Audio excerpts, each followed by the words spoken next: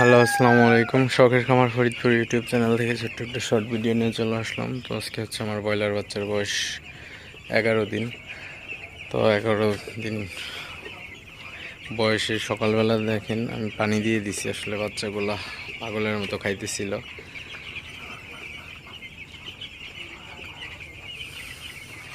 তো বাচ্চাগুলো মাশাআল্লাহ ভালো আছে, সুস্থ আছে এবং গ্রোথও মাশাআল্লাহ খুবই ভালো আছে। তো সামনে ভিডিওতে আপনাদের ওজন মেপে দেখাবো যে আসলে 10-11 দিনের বাচ্চার ওজনটা কেমন আসে, তো সেটা আপনাদের সাথে শেয়ার করব।